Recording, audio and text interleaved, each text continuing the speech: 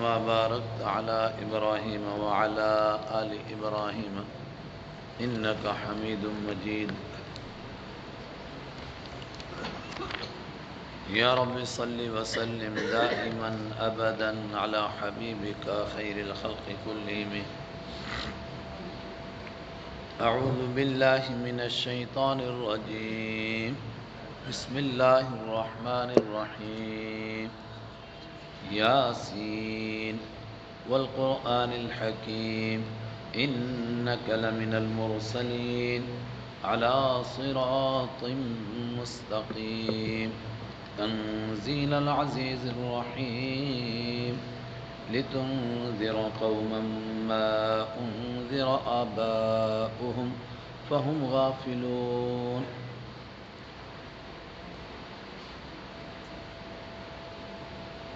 برادران محترم،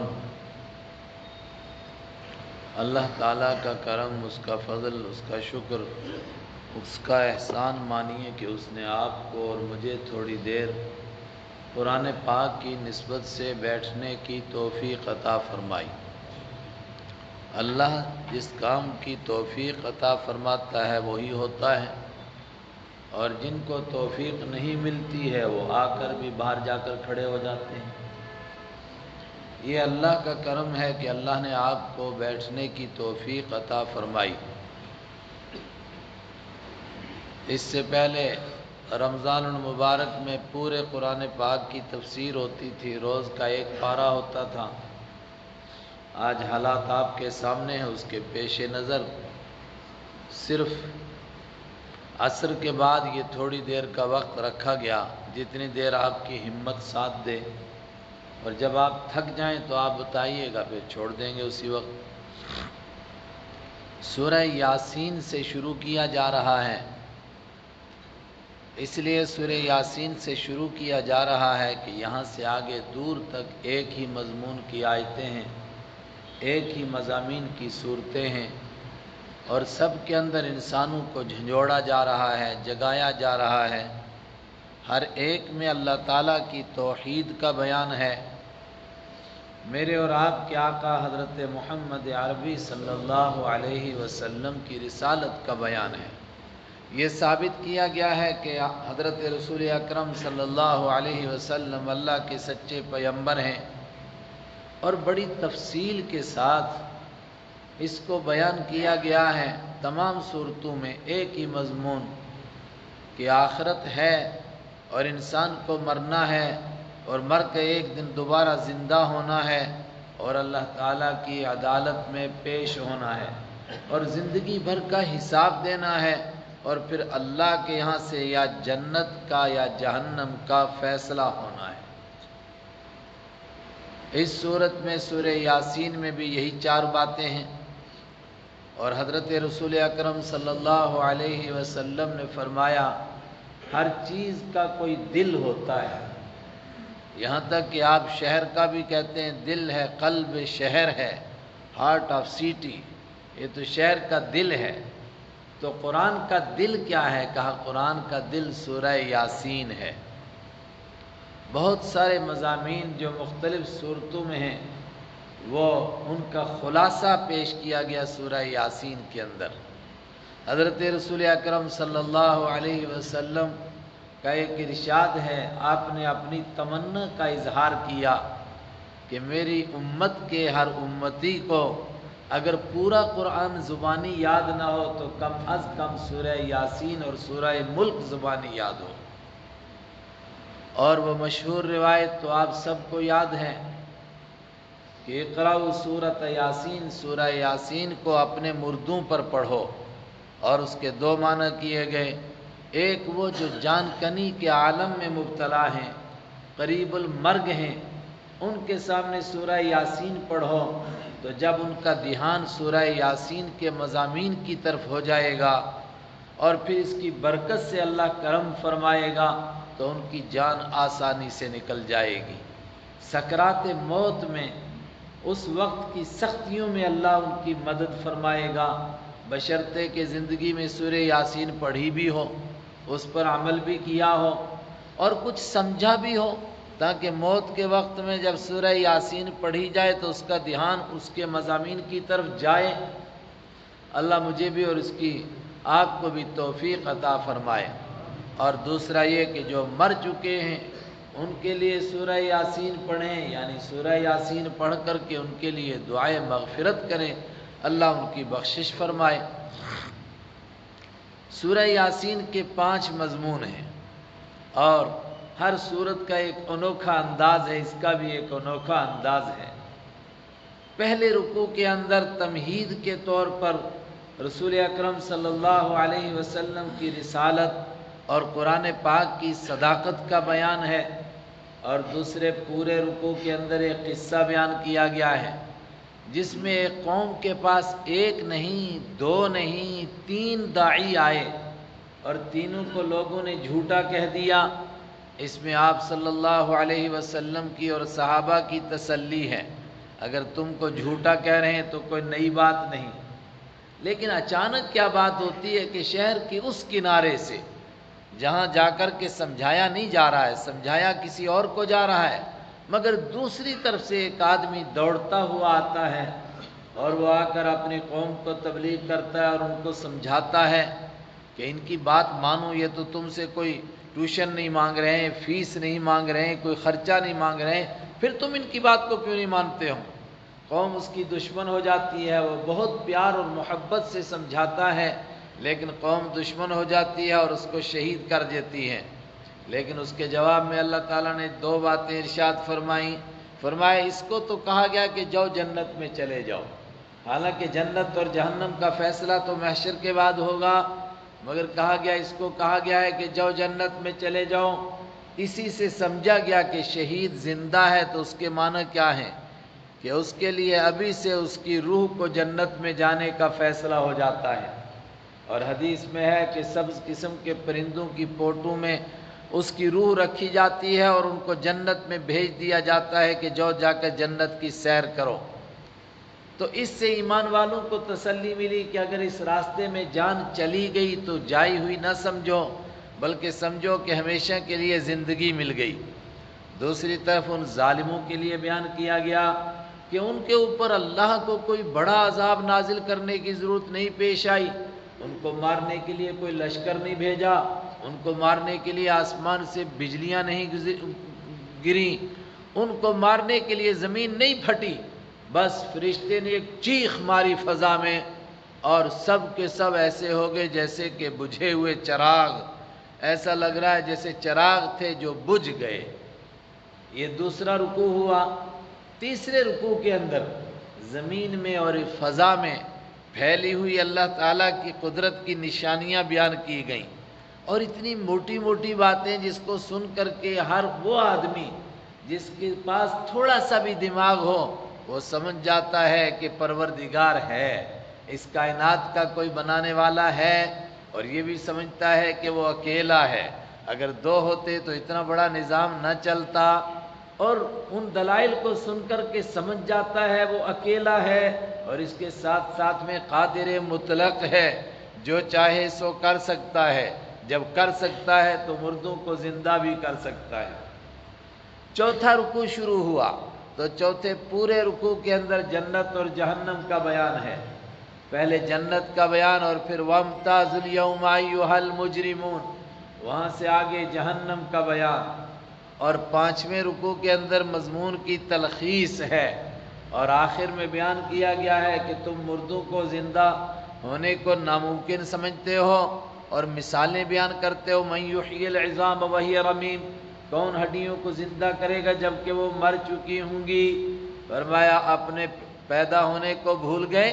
جس پروردگار نے ایک قطرہ ناپاک کو انسان بنا دیا، اس کے لیے مردوں کو زندہ کرنا کوئی مشکل کام نہیں ہے، وہ زندہ کر سکتا ہے، وہ زندہ کرے گا، اور یہ سب کچھ ہوگا جو بیان کیا جا رہا ہے بالکل برحق ہوگا، مثل ما انکم تنطقون، سورہ زاریات میں ہے، جس طرح تم بات کرتے ہو کیا تم کو شک ہوتا ہے؟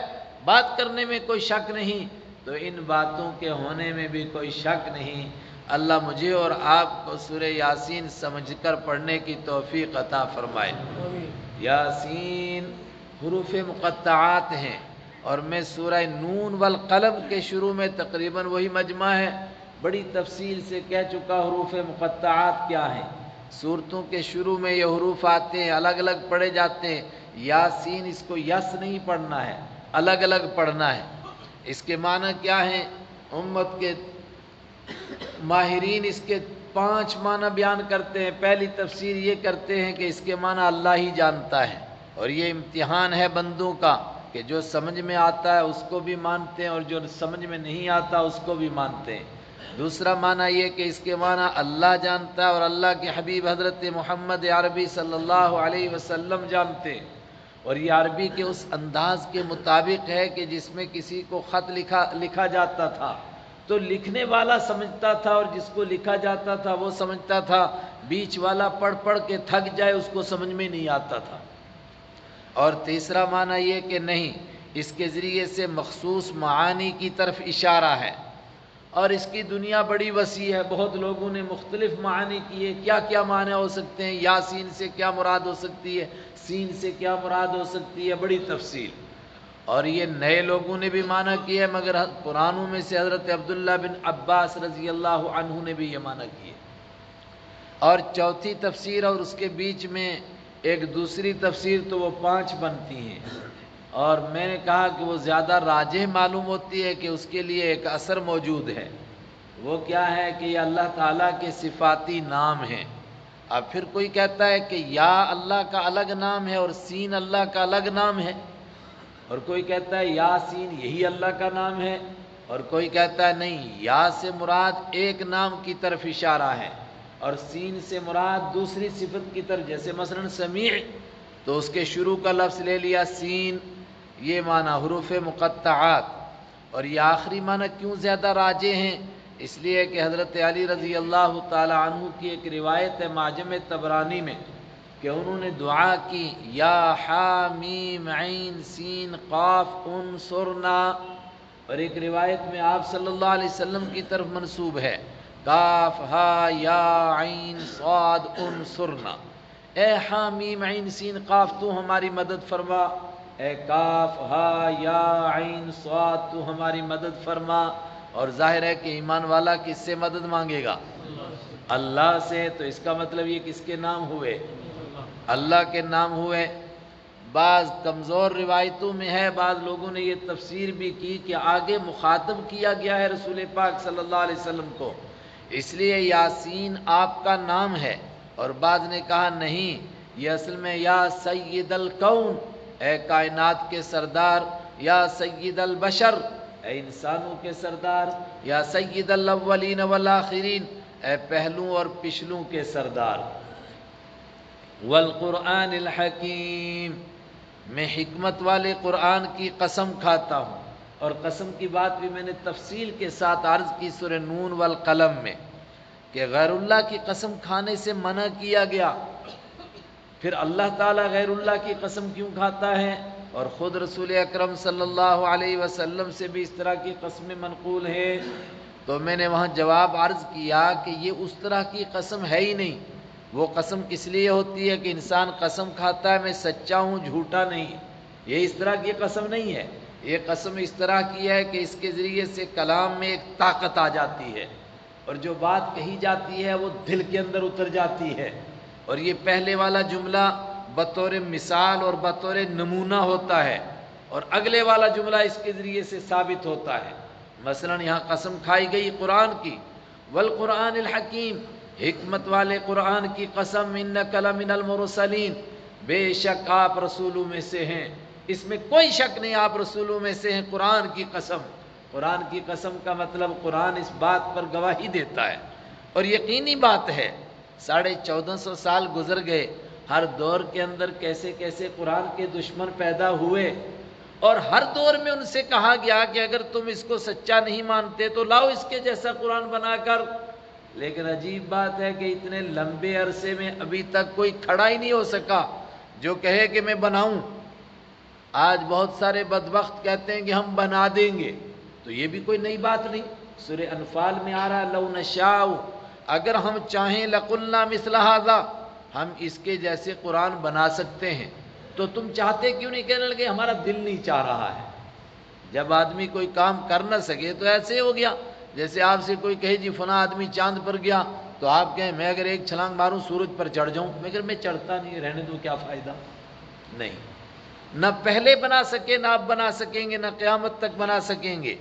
ہماری تاریخ میں ہے ایک آدمی عربی کا بڑا ماہر تھا، غیر مسلم تھا، اس کو بہت پیسے دیے غیر مسلموں نے۔ عربی کے ماہر تو آج بھی غیر مسلم ہیں، ہماری بڑی بڑی ڈکشنریاں جو ہیں وہ غیر مسلموں نے تیار کی ہیں، یہودی غیر مسلم موجود ہیں، عیسائی غیر مسلم موجود ہیں، پارسی غیر مسلم موجود ہیں، زبردست عربی کے ماہر ہیں، ہم سے زیادہ ماہر ہیں۔ میں نے کہا بڑی بڑی ڈکشنریاں ان کی تیار کی ہوئی ہیں، بلکہ خود قرآن پاک کے الفاظ کی ایک ڈکشنری ان کی تیار کی ہوئی، حدیث کے الفاظ کی ایک ڈکشنری ان کی تیار کی ہوئی۔ تو غیر مسلم تو ہیں عربی جاننے والے، ہم سے زیادہ ماہر ہیں، مگر قرآن نہیں بنا سکے۔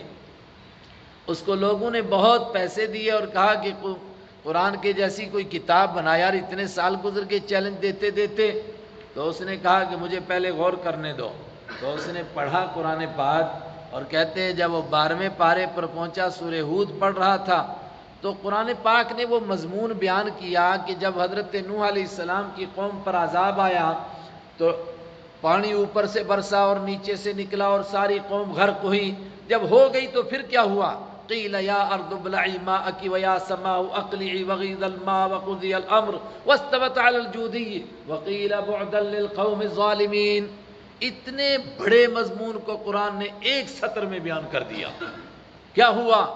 کہا گیا آسمان تھم جا، زمین پانی کو نگل لے۔ پھر کیا ہوا؟ کہا جتنے ظالم تھے سب ہلاک کر دیے گئے، اور کشتی جودی نام کے پہاڑ پر رک گئی۔ یہ ایک سطر کے اندر سارا بیان کر دیا گیا۔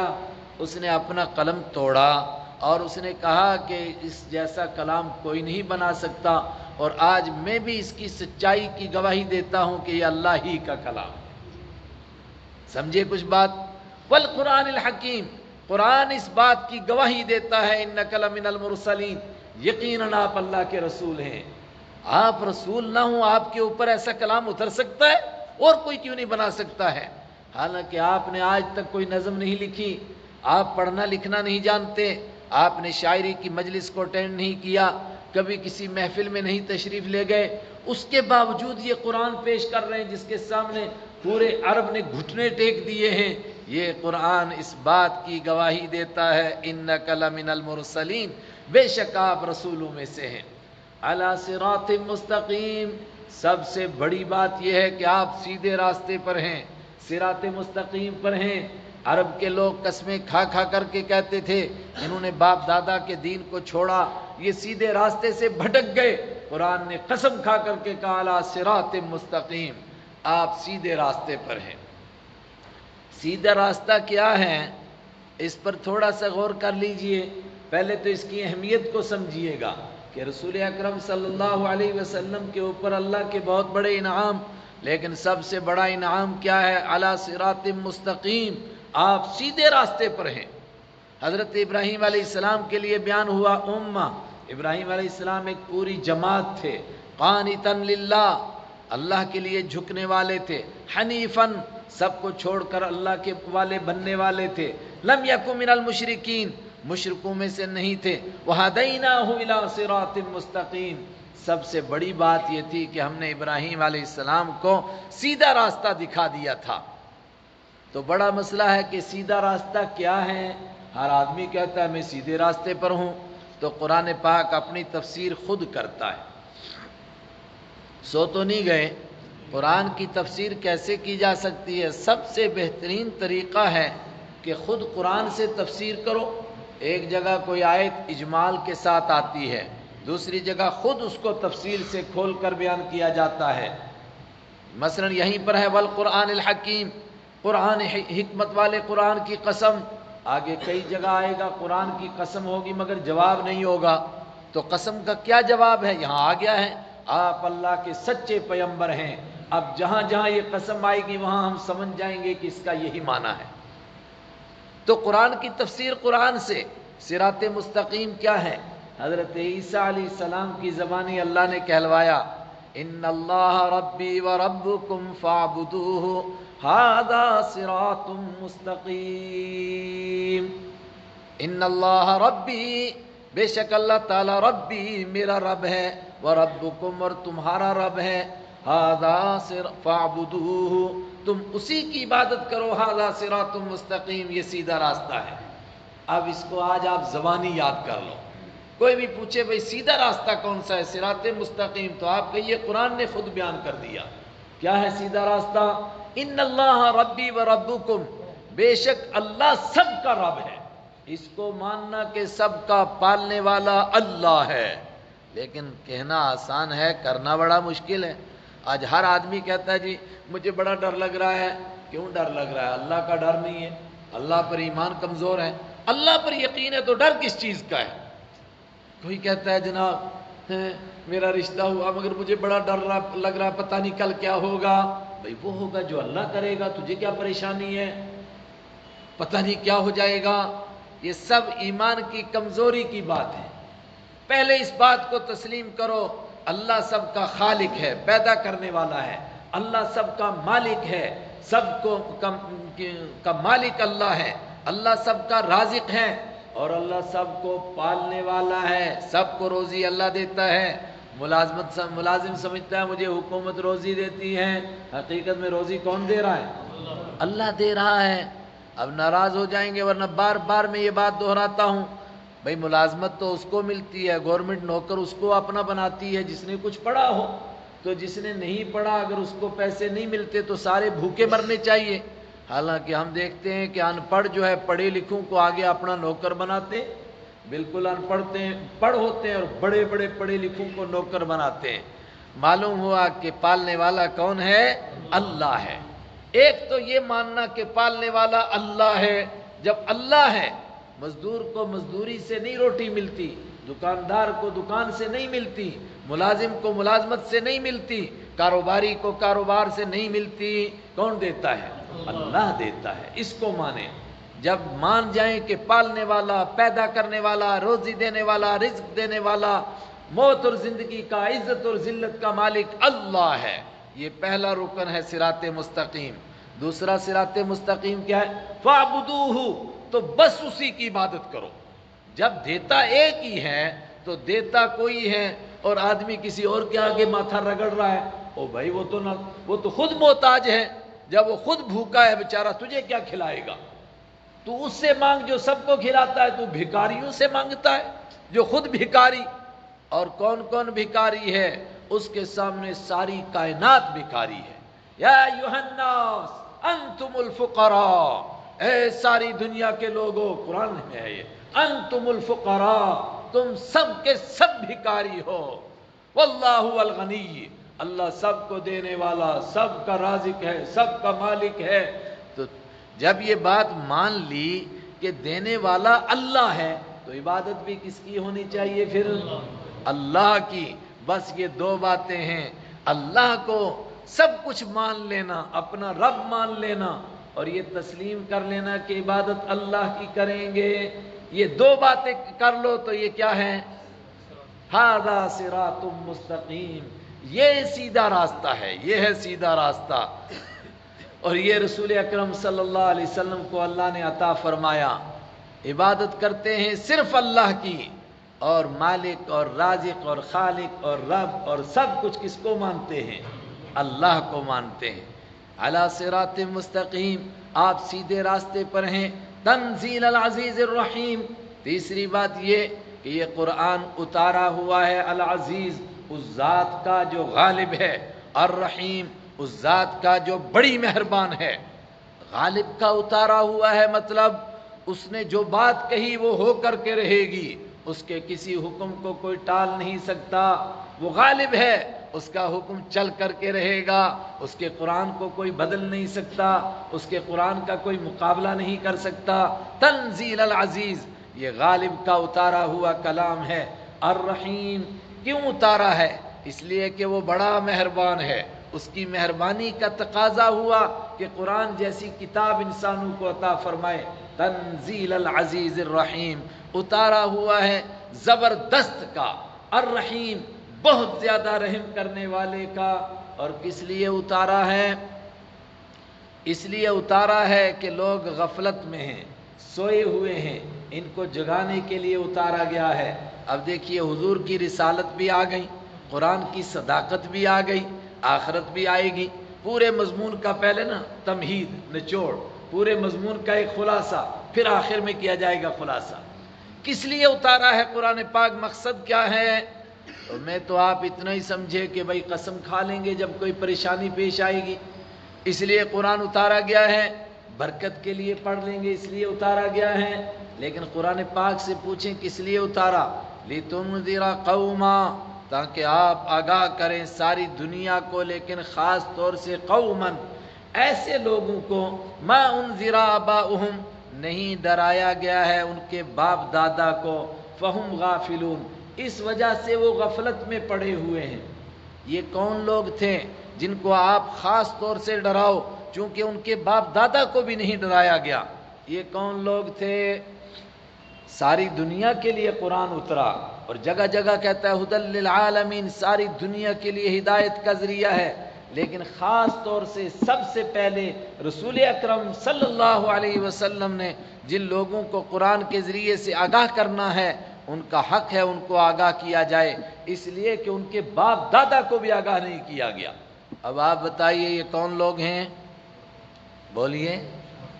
یہ عرب کے لوگ ہیں، یہ مکہ کے لوگ ہیں، یہ قریش کے لوگ ہیں، یہ بنو ہاشم کے لوگ ہیں۔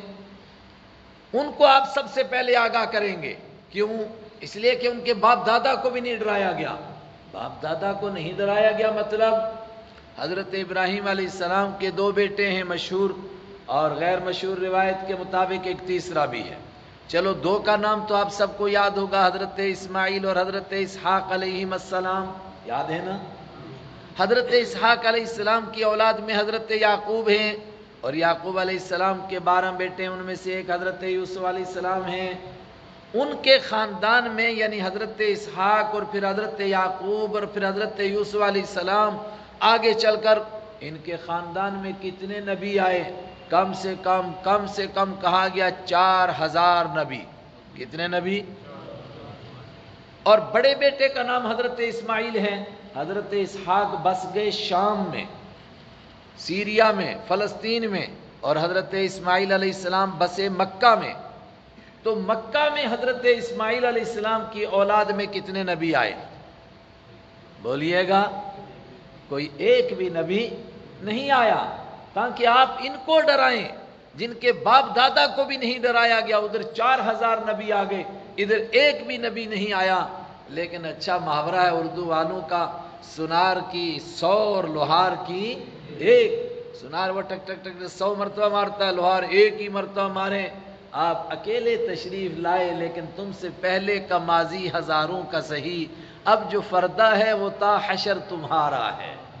آپ اکیلے آئے ہیں ان سب کو آگاہ کرنے کے لیے۔ اور کتنے سال بیت گئے تھے؟ بعض لوگوں نے 4000 اور بعض نے 5000 کہا۔ کم سے کم حضرت اسماعیل علیہ السلام سے لے کر رسول اکرم صلی اللہ علیہ وسلم تک 2300 سال، یعنی 2003 سال بیچ میں گزر جاتے ہیں، کوئی نبی نہیں آیا۔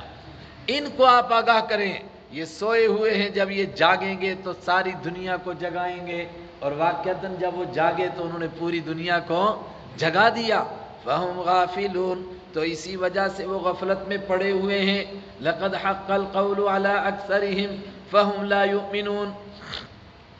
لیکن 2300 سال تھوڑا وقت نہیں ہوتا ہے، اتنا لمبے عرصے تک ان کے پاس کوئی نبی نہیں آیا۔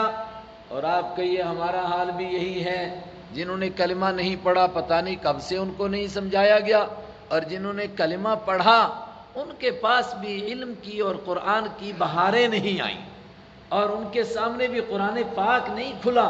بس زیادہ سے زیادہ بیچارے برکت کے طور پر کبھی پڑھ لیا اور کبھی قسم اٹھانے کے لیے رکھ لیا۔ ایک بہت اچھے خاصے مسلمان، یعنی سمجھدار اور نماز پڑھنے والے مسلمان، وہ کہہ رہے تھے قرآن کا پھر مطلب ہی کیا ہے؟ کہاں کہہ رہے تھے؟ وہ اصل میں ایک موقع پر کہہ رہے تھے کہ گیتا کو اٹھا کر یہاں قسم کھائی جاتی ہے، تو مسلمان قرآن کو سر پہ رکھ کر کیوں نہیں قسم کھاتے ہیں؟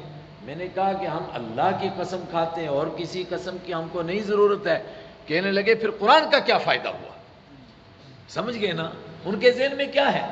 جس طرح گیتا سر پر رکھ کر قسم کھائی جاتی ہے، یہ بھی کس لیے ہے کہ بھگوت گیتا کی طرح اس کی بھی کہتے ہیں جب اس کی قسم نہیں کھانی پھر قرآن کا کیا فائدہ ہے. معلوم ہوا کہ اس قوم کو بھی ابھی آگاہ نہیں کیا گیا. فہم غافلون، اسی لیے یہ قوم بھی غفلت میں پڑی ہوئی ہے. لیکن مکہ والوں کا حال کیا ہوا؟ فرمایا اتنے لمبے عرصہ جہالت میں رہنے کی وجہ سے اب حال کیا ہو گیا ہے کہ اکثر تو وہ ہیں جن کے اوپر بات پکی ہو چکی ہے. کون سی بات پکی ہو چکی ہے؟ کہ اب دل پورے کالے ہو گئے ہیں اور اب ان کو ایمان نصیب ہونے والا نہیں ہے. اور ان کی صورتحال کیسی ہو گئی ہے؟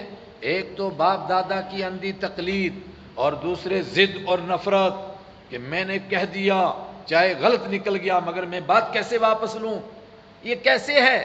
فرمایا اس طرح ہو گیا ہے کہ یوں سمجھو ان کے آگے بھی دیوار ہے، ان کے پیچھے بھی دیوار ہے، ان کے اوپر چھت پڑی ہوئی ہے. اور آدمی کچھ بھی دیکھتا ہے تو کس سے دیکھے گا؟ بولیے آنکھ سے. اب آنکھ سے کب دیکھے گا؟ جب آگے دیوار نہ ہو. پیچھے مڑ کر دیکھے تو پیچھے دیوار نہ ہو، اوپر کی طرف دیکھے اوپر چھت نہ ہو. مگر یہ ایسے لوگ ہیں کہ اوپر چھت ہے، آگے دیوار ہے، پیچھے دیوار ہے. اوپر چھت، آگے دیوار، پیچھے دیوار. اس کا مطلب کیا ہے؟ ایک تو ضد ہے، ماننا نہیں ہے اور بس کچھ جہالتے ہیں جن کے اوپر ڈٹ گئے ہیں، اور دوسرے نفرت ہے، بس ہم نے قسم کھا لی ہم کسی کی بات مانیں گے ہی نہیں. اور آج بھی یہی صورتحال ہے. جو نہیں مانتے ان کو پوچھیں کیا آپ نے پی ایچ ڈی کی اس کے اوپر کہ آپ کو قرآن صحیح معلوم نہیں ہوا اس لیے آپ نے قرآن کو جھوٹا کہا؟ نہیں. 1,00,000 لوگوں کا انٹرویو لیجئے جو قرآن کو نہیں مانتے ہیں، ان میں سے 99,999 انشاءاللہ یقیناً وہ نکلیں گے جنہوں نے ایک مرتبہ بھی قرآن نہیں پڑھا ہوگا. بھئی ایک مرتبہ پڑھو نا، اگر تم کو نہ ٹھیک لگے تو نہ مانو، مگر پڑھا ہے ہی نہیں اور کہتے ہم مانیں گے نہیں. یہ ہے ضد. قرآن نے کہا لقد حق القول على اکثرهم، لقد یقیناً حق القول بات پکی ہو چکی ہے، على اکثرهم ان میں سے اکثر پر. کیا بات پکی ہو چکی ہے؟ جہنم میں جانا پکا ہو چکا ہے، کفر پر رہنا پکا ہو چکا ہے. فہم لا یؤمنون، تو وہ ایمان نہیں لائیں گے اس قرآن پر بھی. حالانکہ یہ قرآن پتھروں کو توڑ رہا ہے، پتھر جیسے دلوں کو بھی توڑ رہا ہے، ہلا رہا ہے. کیسا قرآن پاک ہے، مردوں کو زندہ کر دینے والا، مگر یہ ان سے بھی بڑے مردہ ہیں. انا جعلنا فی اعناقہم، بات پکی ہو چکی ہے. کیسے ہوئی ہے؟ کہا جب کوئی آدمی قسم کھا لے تو مجھے ماننا ہی نہیں، تو پھر ہم بھی ان کے لیے ایسے حالات بنا دیتے کہ جا دفع ہو، اب تجھے نصیب ہی نہیں ہوگا. اس کو یوں کہا انا جعلنا فی اعناقہم، بے شک ڈال دیا ہم نے ان کی گردنوں میں اغلالا، توقوں کو. توق جانتے ہیں کس کو کہتے ہیں؟ آپ نے دیکھا کبھی توق کو؟ نہیں دیکھا. توق ہوتا ہے وہ گائے کے گلے میں لکڑی ڈالتے ہیں، جب بھاگتی ہے تو اس کی ٹانگوں میں لگتی ہے، وہ تو یاد ہے نا. بس سمجھو اسی طرح کی ایک بڑی لکڑی ڈال دی گئی گلے میں. لیکن اگر وہ چھوٹی ہوگی تو چلو پھر بھی آدمی چلے گا، اور بہت بڑی ہو اور بڑی بھی اونچی اور اس کی وجہ سے تھوڑی ایسے ہو جائے اوپر کو، اب بندہ نیچے کو دیکھ سکتا ہے. یہ ہے تکبر، اکڑ. ان کو کتنا سمجھا دوں، میرے سمجھ میں کچھ نہیں آتا ہے. کیوں نہیں آتا ہے؟ کہتا اچھا یہ کل کا بچہ مجھے سمجھائے گا، میں اس کی بات مان لوں. یہ ہے تکبر. اس کو قرآن نے یوں بیان کیا انا جعلنا فی اعناقہم، ہم نے ڈال دی ان کی گردنوں میں اغلالا، توق. فہی الی الاذقان، تو وہ توق پہنچ گئے ہیں الی الاذقان، ذقن کی جمع، ان کی ٹھوڑیوں تک. فہم مقمحون، تو ان کے سر اوپر کیے ہوئے ہیں. اب نیچے ہو ہی نہیں سکتا، توق یہاں تک پہنچا ہوا اوپر کو دیکھ رہا ہے. اب ایسے آدمی کو پوچھیں چاچا راستہ کدھر جا رہا ہے؟ بھائی صاحب آگے نالی تو نہیں ہے، اور نیچے دیکھتا ہی نہیں تو اس کو کہاں نالی نظر آئے گی؟ یہ سر اوپر کو اس طرح کرنا، اس کو اردو میں کہنے اوللہ ہونا. لیکن کم لوگوں نے اس طرح ترجمہ کیا. شیخ الہند کے ترجمے میں ہے ان کے سر اوللے جا رہے ہیں. فہم مقمحون، تو وہ سر اٹھائے ہوئے ہیں. وجعلنا من بین ایدیہم سدا، سر تو اوپر کو ہے.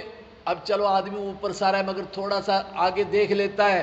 فرمایا نہیں، آگے ان کے ایک دیوار کھڑی ہے.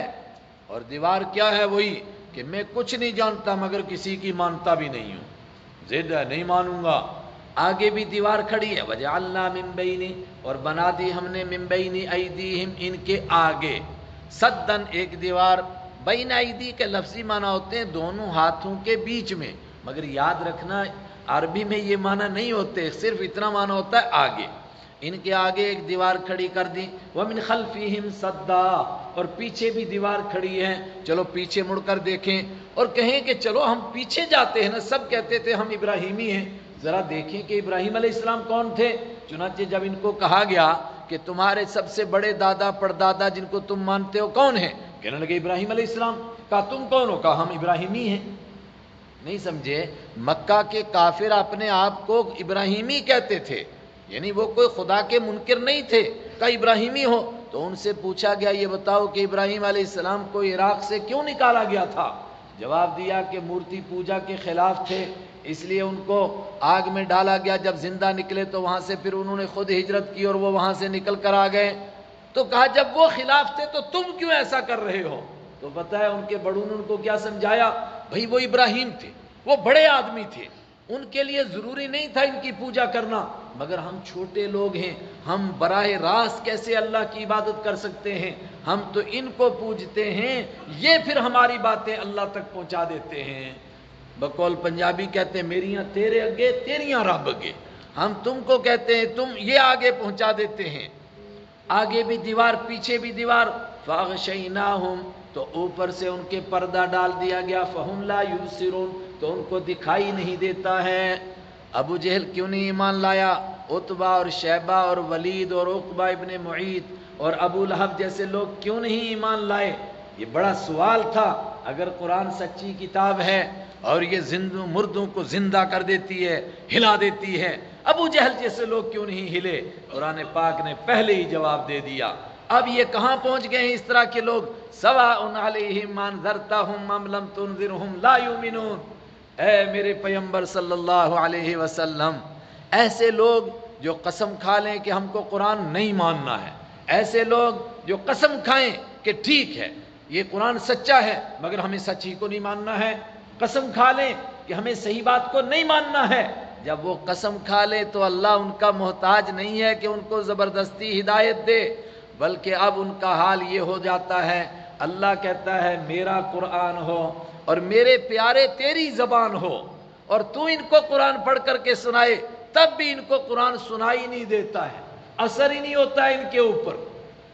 ایک مقام پر قرآن پاک نے فرمایا ایسا ان کو لگتا ہے جیسے ان کو دور سے بلایا جا رہا ہے، حالانکہ سامنے کھڑے ہو کر ان کو قرآن سنا رہے ہیں، مگر ان کو لگتا ہے کہ دور سے پڑھا جا رہا ہے۔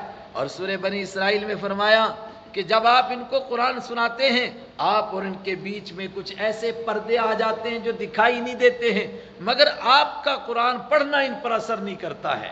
سواء علیہم وسواء علیہم، اور برابر ہے ان پر، انذرتہم لفظی معنی کیا آپ ان کو آگاہ کریں، لیکن مراد ہے آپ کا ان کو آگاہ کرنا، ام لم تنذرہم، یا آپ ان کو آگاہ نہ کریں، یعنی آپ کا ان کو آگاہ کرنا، ان کو سمجھانا اور نہ سمجھانا سواء علیہم، ان پر برابر ہے، کوئی فرق نہیں پڑتا۔ کیوں؟ فہم لا یؤمنون، یہ وہ طبقہ ہے جو ایمان نہیں لائے گا۔ اس پر ایک اشکال ہوگا، کیا؟ قرآن نے کہا علی اکثرہم، ان میں سے اکثر پر بات پکی ہو چکی ہے، اکثر پر، جس کا مطلب یہ نکلنا چاہیے کہ اگر مکہ میں 100 لوگ تھے تو کم سے کم 55 وہ ہوں گے کہ جن پر بات پکی ہوگی ان کو ایمان نصیب نہیں ہوگا، البتہ کم سے کم 45 کو ایمان نصیب، بھئی اکثر کرنا ہے نا، اکثریت کیسے ہو جائے گی؟ زیادہ ادھر رکھیں گے، لیکن جب ہم گراؤنڈ پر دیکھتے ہیں تو زیادہ کو ایمان نصیب ہوا یا زیادہ بے ایمان رہے؟ زیادہ کو ایمان نصیب ہوا۔ آپ گن لیجئے کتنے لوگ ہیں کائنات میں، ایسا انقلاب کوئی سوچ سکتا ہے؟ کتنے لوگ مارے گئے دشمنوں میں سے؟ غزوہ بدر میں صرف 70 لوگ، اور غزوہ احد میں 37 لوگ، اور غزوہ خندق کے اندر مان لیں 10-12 لوگ، اور مکہ فتح ہونے کے وقت میں 12 لوگ، کل ملا کے 200-250 لوگ نہیں ہوتے ہیں۔ اور آج 200-250 لوگ مر جائیں تو کیا بولتے ہیں؟ حالات بالکل پرامن ہیں، چٹ مٹ گھٹنائیاں ہوئیاں، بس چٹ مٹ چھوٹی موٹی باتیں ہوئی ہیں جس میں 400-500 لوگ مر گئے ہیں، باقی حالات بالکل ٹھیک ٹھاک ہیں۔ 200-250 لوگ پورے نہیں ہوتے ہیں ان کے، اور اتنا بڑا انقلاب آ گیا اور باقی سب کو دین سمجھ میں آ گیا اور سب کو قرآن سمجھ میں آ گیا، تو اکثر کہا تھا، اکثر تو وہ نہیں ہوئے۔ تو جواب کیا ہے اس کا؟ قرآن یہی بتانا چاہتا ہے، حالات یہی تھے کہ 55 بلکہ 60% لوگ، بلکہ آپ کہیے آگے بڑھ کر کے 80% لوگ وہ تھے کہ جو واقعتاً اندر سے مر چکے تھے، لیکن یہ قرآن کا کمال تھا، ان کو بھی، ان میں سے جس کی آتما تھوڑی سی زندہ تھی اس کو بھی کھینچ کر کے قرآن لے آیا۔ البتہ جو بالکل ہی مردہ ہو گئے تھے تو وہ میاں محمد کے بقول جس کھیتی دا کچھ نہیں رہا، کی سکا کی ہریا، کس کم دھوپ جلاون والی، کس کم بدل بریا، وہ تو بالکل ہی مردہ تھے۔ وہ ابو جہل، عتبہ، شیبہ، ولید، ابو لہب، یہ چند لوگ تھے، ورنہ باقی کو کھینچ کر قرآن پاک لے آیا۔ انما تنذر من اتبع الذکر، اور یہ باتیں ان کو سنائی جا رہی تھیں، کس لیے؟ تاکہ ان کی حس زندہ ہو، ان کو بھی شوق پیدا ہو کہ یار ہم کو مردہ کہا جا رہا ہے، ہم تو زندہ ہیں، چل پھر رہے ہیں۔ تو وہ کہیں گے اچھا مردہ کون ہوتا ہے؟ جو سمجھتا نہیں ہے، چلو ہم سمجھنے کی کوشش کرتے ہیں۔ چنانچہ یہی وہ باتیں تھیں جس کے اوپر آہستہ آہستہ ان کا ضمیر ٹوٹا، ان کا دل ٹوٹا اور ان کی سوچ ٹوٹی، اور آخر اللہ نے ان کو اپنا دین نصیب کیا۔ قرآن پاک نے بتایا قرآن سے کس کو فائدہ ہوتا ہے، انما تنذر من اتبع الذکر، انما بے شک تنذر، آپ آگاہ کر سکتے ہیں اس قرآن کے ذریعے سے، من، اس شخص کو اتبع الذکر جو نصیحت کے پیچھے چلتا ہے، وخشی الرحمن، اور اس کو آگاہ کریں گے جو رحمان سے ڈرتا ہے۔ دو باتیں ہیں، قرآن سے فائدہ اس کو ہوتا ہے، اتبع الذکر، جو اپنی سوچ کو، اپنی بات کو، اپنی فہم کو سرنڈر کر دے، جو قرآن کہے گا وہ مانوں گا، سوچ کے اوپر نہیں بھائی، جو قرآن کا حکم ہوگا وہ میں مانوں گا، پہلی بات تو یہ ہے۔ اور جو کہے کہ نہیں، جو مجھے اچھا لگے گا وہ مانوں گا اور جو اچھا نہیں لگے گا میں نہیں مانوں گا، اس کو قرآن سے بھی ہدایت نصیب ہے۔ اور آج بھاری تعداد مسلمانوں کی بھی اسی طرح کی ہے، تو آپ کہیں پھر وہ مسلمان کیسے ہیں؟ لسٹ کے ہیں، راشن کارڈ کے ہیں، ورنہ جو کہے کہ کچھ قرآن کو میں مانتا ہوں کچھ کو نہیں مانتا ہوں تو وہ مسلمان رہے گا؟ اللہ اکبر۔ قرآن سمجھ میں کس کو آئے گا؟ دو شرطیں ہیں بس۔ پہلی بات، جو یہ مانے کہ مجھے نصیحت کے پیچھے چلنا ہے، نصیحت کیا ہے؟ قرآن، اس قرآن کے پیچھے چلنا ہے۔ اور دوسرے، خشی الرحمن بالغیب، اللہ کو دیکھ نہیں رہا ہے لیکن ہر وقت میں اس طرح ڈرے کہ جس طرح گویا اللہ کو براہ راست وہ خود دیکھ رہا ہے۔ رات کی تنہائی میں ہے، کوئی اس کو نہیں دیکھتا ہے، لیکن اس وقت میں بھی کوئی جھوٹی بات بولنے سے، کسی کی غیبت کرنے سے، چغلی کرنے سے گھبراتا ہے، بلکہ گندی بات کو دماغ میں لانے سے گھبراتا ہے، اس لیے کہ کوئی نہیں دیکھ رہا ہے مگر اللہ تو دیکھ رہا ہے۔ فبشرہ بمغفرہ، جو اس طرح کے لوگ ہیں، قرآن کے پیچھے چلنے کا ارادہ رکھتے ہیں اور اللہ سے ڈرتے ہیں، فبشرہ بمغفرہ، اے پیارے نبی صلی اللہ علیہ وسلم ان کو خوشخبری دیجئے، بمغفرۃ، بخشش کی، وَأَجْرٍ کریم، اور عزت والے اجر کی خوشخبری دیجئے۔ ان کو دو چیزیں ملیں گی، جو خطائیں اور لغزشیں ہو گئیں وہ سب معاف، اور دوسرا کیا ملے گا؟ عزت والی روزی، عزت والا اجر ملے گا۔ اور عزت والا سب سے بڑا اجر کیا ہوگا؟ اللہ کے ہاں جب بندہ پہنچے گا، ایک تو اس کی ساری خطائیں اس کے اعمال نامے سے مٹا دی جائیں گی، اور دوسرے اس کو جتنی نعمتیں دی جائیں گی، کہا جائے گا کہ یہ تیرے کاموں کا تجھے بدلہ ملا۔ حالانکہ کسی کے کام کا کوئی بدلہ ہو سکتا ہے؟ حدیث میں ہے کہ کسی آدمی کا دماغ خراب ہوگا، وہ کہے گا میں نے اتنی بڑی عبادت کی، وہاں مثال میں ہے کہ اس نے کئی 100 سال تک عبادت کی، اس کے بعد اللہ تعالیٰ فرمائے گا جا تجھے میں نے اپنے کرم سے معاف کر دیا، وہ کہے گا کمال ہو گیا، اتنے سال عبادت کی اب بھی کرم سے معاف کیا؟ تو کہا جائے گا کہ اس کو ذرا جہنم کے گرد گھما کر کے لے آؤ۔ جب اس کو پیاس لگے گی تو وہ کہے گا پانی پانی، تو فرشتے کہیں گے پانی تو یہاں ملتا نہیں، وہ تو جنت میں ملتا ہے۔ تو وہ کہے گا بھئی کسی طرح تو دے دو۔ کہا یہاں پانی قیمتاً ملتا ہے۔ کہا کتنی قیمت میں ملے گا؟ کہا اتنے 1000 سال کی عبادت کے بدلے میں۔ وہ کہے گا اتنے 1000 سال تو میرے پاس ہے عبادت، کہا ٹھیک ہے، اس کے بدلے میں 1 گلاس مل گیا۔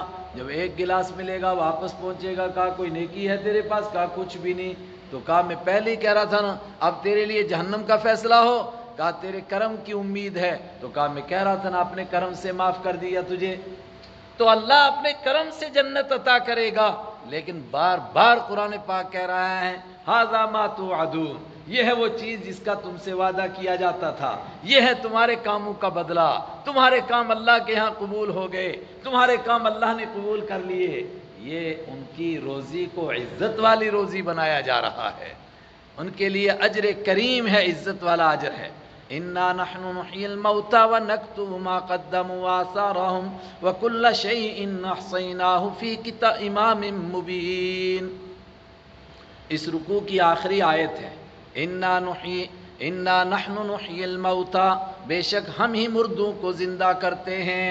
مطلب یہ اجر ملے گا، عزت والا اجر، مگر کہاں ملے گا؟ یہ دنیا کرنے کی جگہ ہے، یہ پھل پانے کی جگہ نہیں، یہاں اجر نہیں ملے گا۔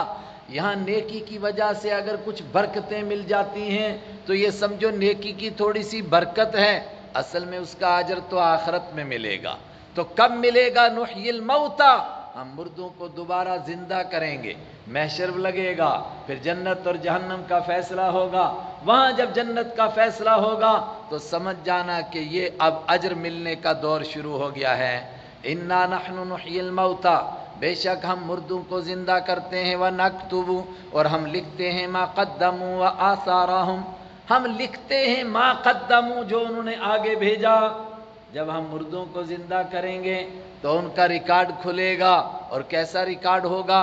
جتنی نیکیاں اور جتنی برائیاں کر کے انہوں نے آگے بھیجی تھیں، گویا انسان جو کچھ کرتا ہے وہ کیا کر رہا ہے؟ آگے بھیج رہا ہے، کھاتے میں جمع کرا رہا ہے۔ نیکی ہے تو وہ کھاتے میں جمع، اور برائی ہے تو وہ کھاتے میں جمع۔ ما قدموا، جو انہوں نے آگے بھیجا اس کو بھی ہم لکھتے جا رہے تھے۔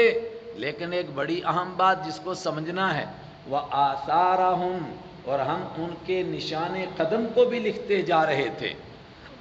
چلو آسان ترجمہ اردو میں کرتا ہوں، اور ہم ان کے اثر کو بھی لکھتے جا رہے تھے، اثروں کو بھی لکھتے جا رہے تھے۔ یہ اثر کیا ہے؟ جب بھی کوئی آدمی نیکی کرتا ہے، نیک بنتا ہے، تو اس کی کچھ نیکیاں تو وہ ہیں جو اس کے ساتھ ہی مر جاتی ہیں، چلو غلط لفظ ہو گیا، اس کے ساتھ چلی جاتی ہیں۔ نفلیں پڑھتا ہے، روزے رکھتا ہے، زکوٰۃ دیتا ہے، حج کرتا ہے اور عبادتیں کرتا ہے، تو یہ دنیا سے گیا تو اس کی نیکیاں بھی چلی گئیں۔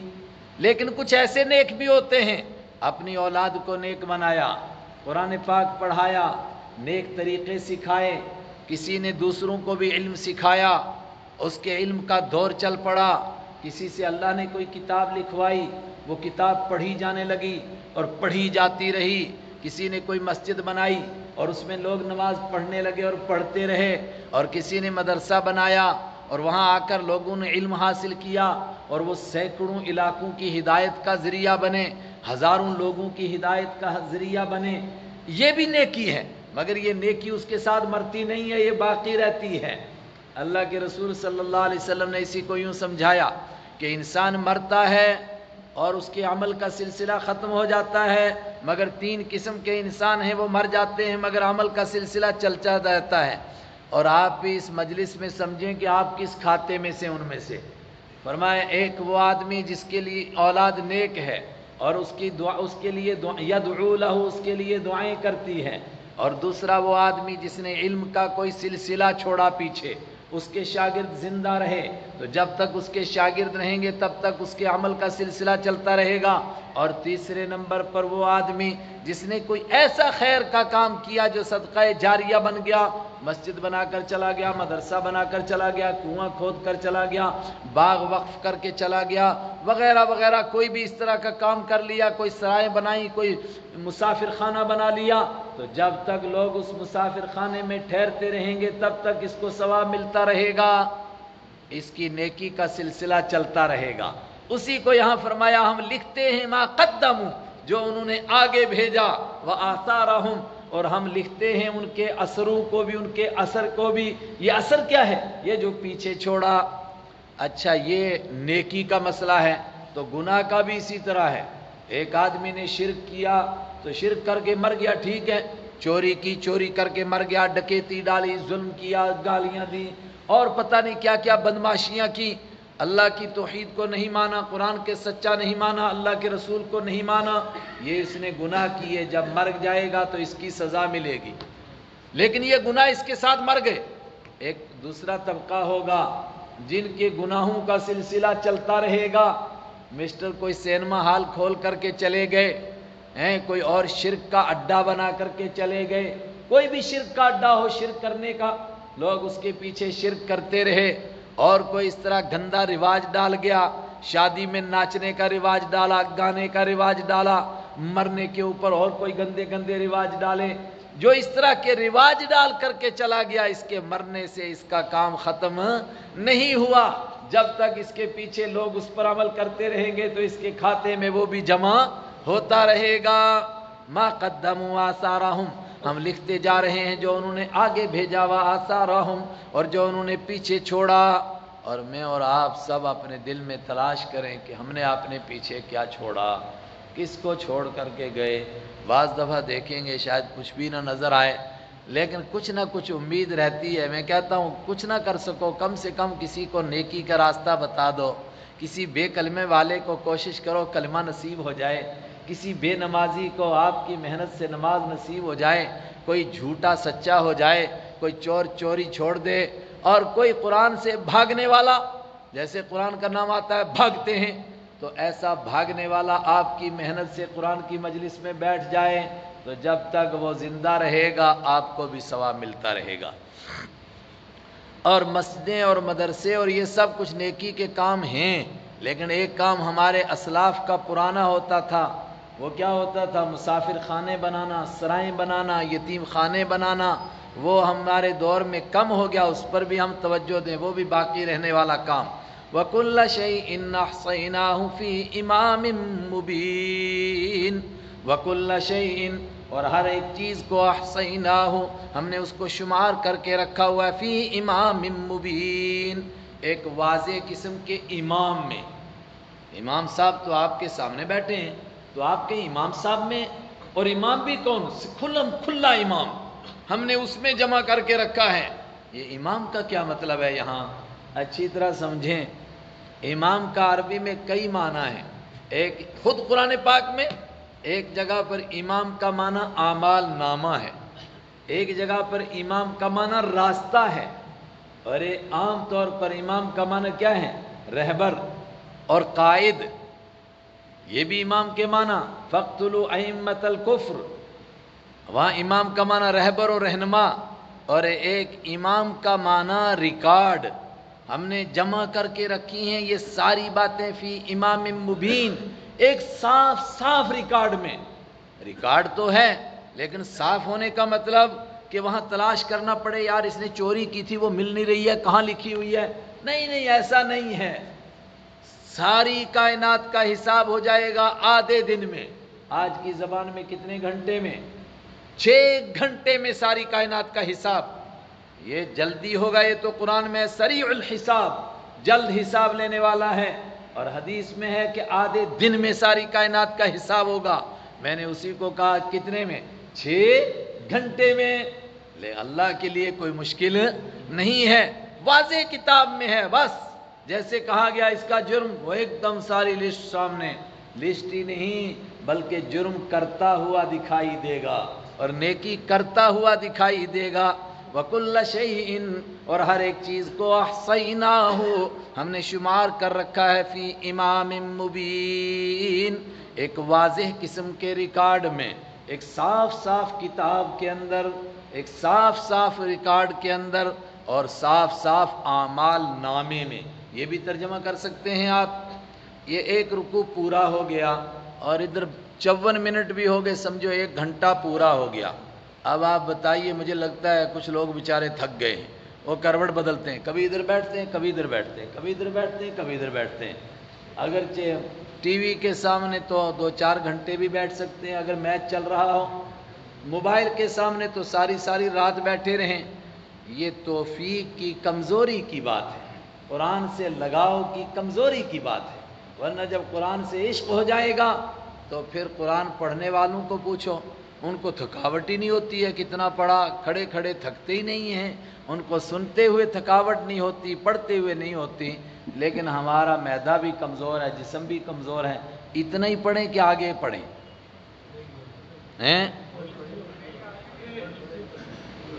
اور پڑھیں مگر کمزور ہیں۔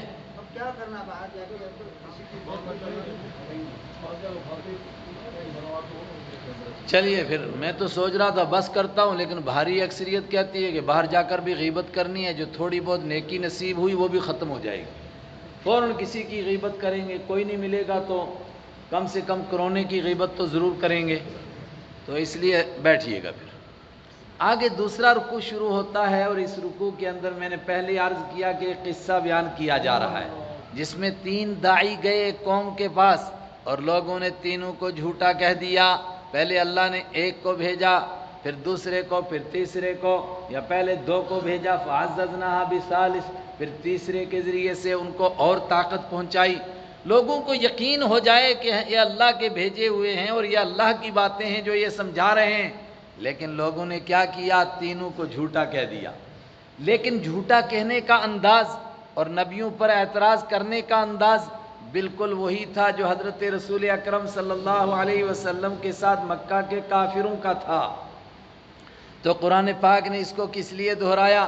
ایمان والوں کو تسلی دینے کے لیے، حضرت رسول پاک صلی اللہ علیہ وسلم کو تسلی دینے کے لیے کہ جو کچھ آپ کو کہا جا رہا ہے آپ سے پہلے بھی یہی کہا جاتا رہا ہے، اور مکہ کے مشرکوں پر طنز اور طعنہ کرنے کے لیے کہ تم نے کوئی بڑا کمال نہیں کیا ہے، تم سے پرانے جاہل بھی یہی کہتے تھے۔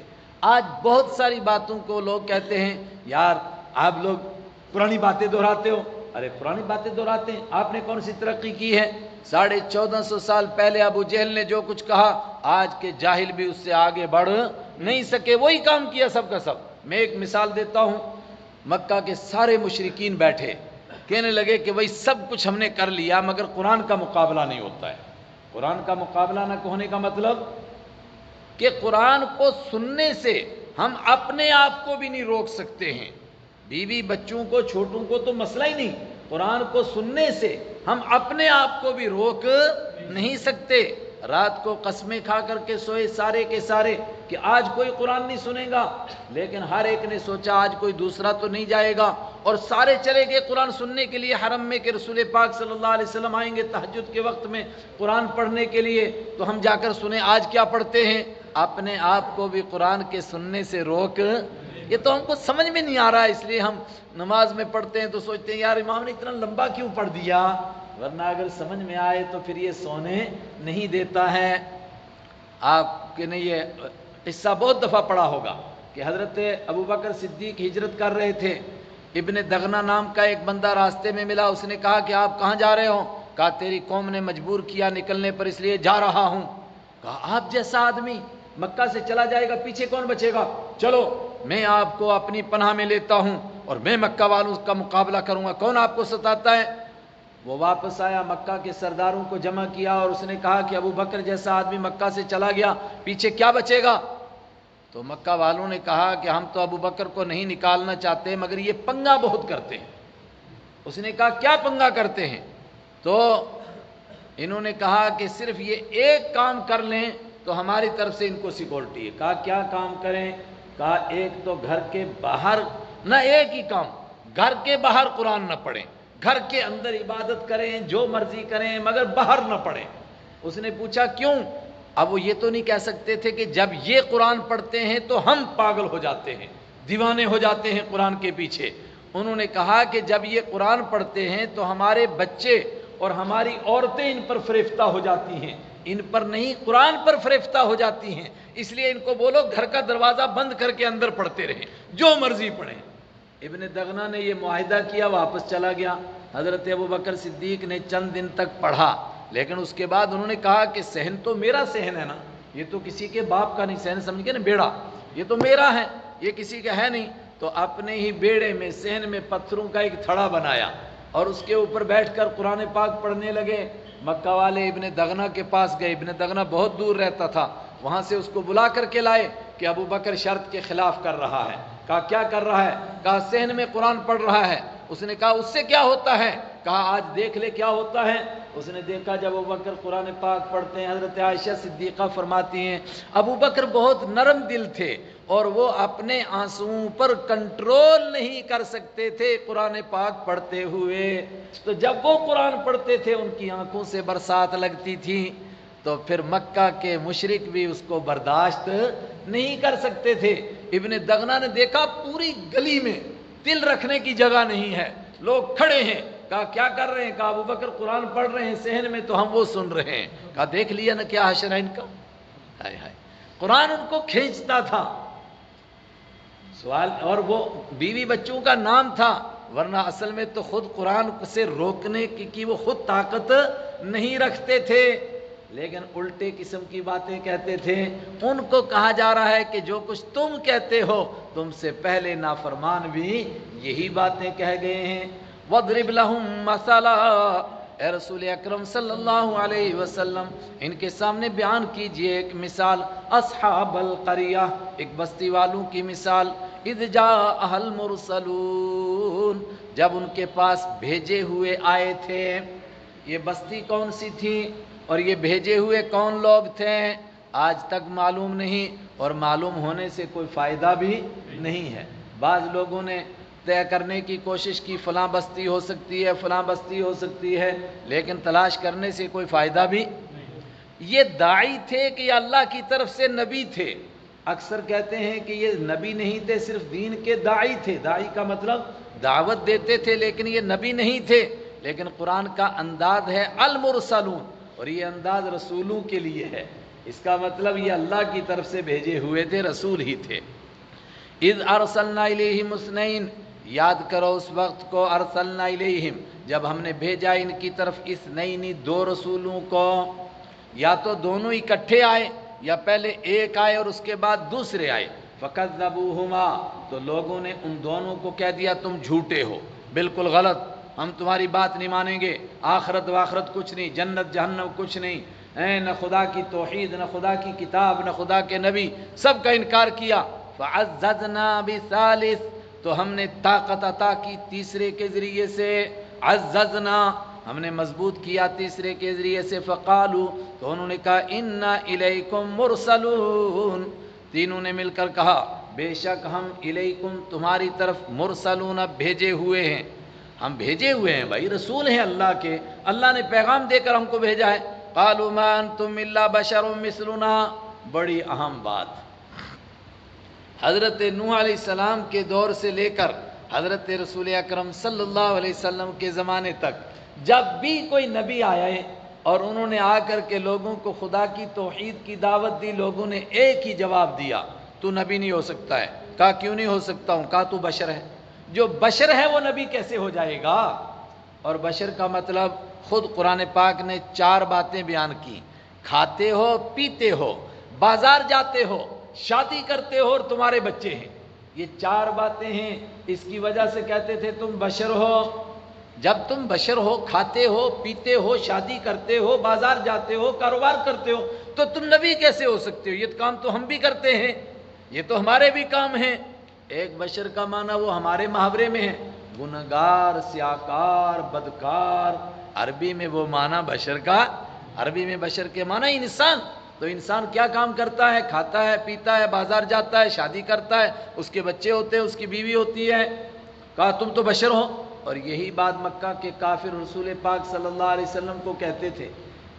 سورہ فرقان میں گزر گیا، کہتے تھے مالی ھذا الرسول یاکل الطعام ویمشی فی الاسواق، یہ کیسے رسول ہو سکتا ہے؟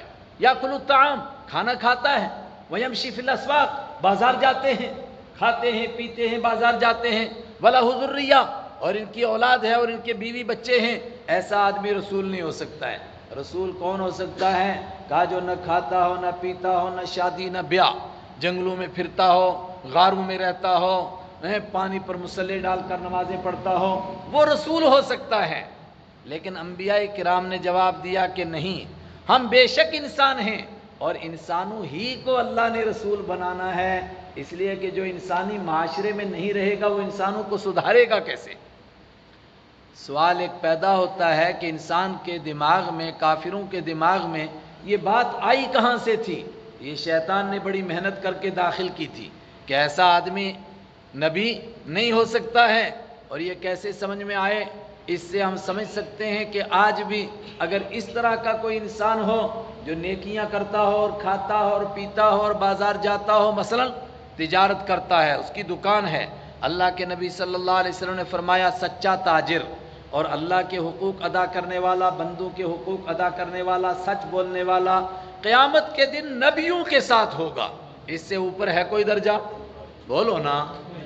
اگر ہم کہیں کہ فلاں تاجر نماز پڑھتا ہے، ایک ایک سنت پر عمل کرتا ہے اور سچ بولتا ہے، اس دور کا کوئی پوچھے اور اس علاقے کا سب سے بڑا ولی کون ہے، میں کہوں فلاں آدمی ہے، وہ تو کوئی مانے گا اس کو ولی؟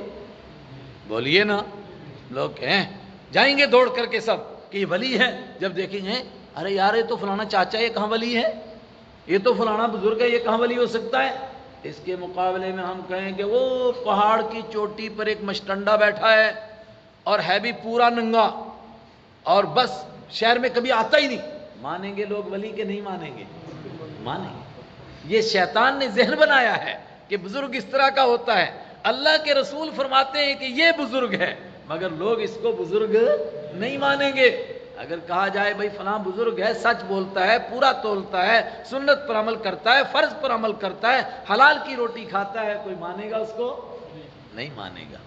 ایک مزدور آئے رسول پاک صلی اللہ علیہ وسلم کے سامنے، آپ نے ان کی طرف ہاتھ بڑھایا مصافحہ کرنے کے لیے، انہوں نے اپنا ہاتھ پیچھے کھینچ لیا۔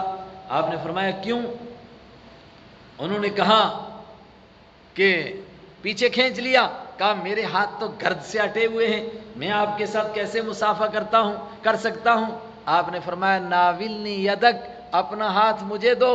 میں اور ان کے ہاتھوں کو جب اس نے ہاتھ دیے، آپ نے چوم لیے ان کے ہاتھ اور فرمایا تمہارے ہاتھ تو اللہ کے اس طرح کے پسندیدہ ہیں جس طرح اللہ کے راستے میں صرف اللہ کے لیے جہاد کرنے والوں کے ہاتھ اللہ کو پسند ہوتے ہیں۔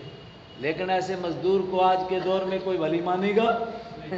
ہنس ہنس کے لوگ زمین پر گریں گے، یار یہ ولی ہے، مزدور ہے بیچارہ، یہ کہاں سے ولی بن گیا ہے؟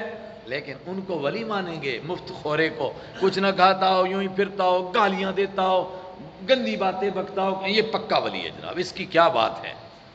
ان انتم قالوا ما انتم الا بشر مثلنا، انہوں نے کہا تم نہیں ہو مگر بشر ہو مثلنا، ہمارے جیسے۔ وما انزل الرحمن، اور تم کہتے ہو کہ ہمارے اوپر اللہ کی وحی نازل ہوتی ہے، جھوٹ بات ہے۔ ما انزل الرحمن، نہیں اتارا رحمان نے، من شیء، کچھ بھی۔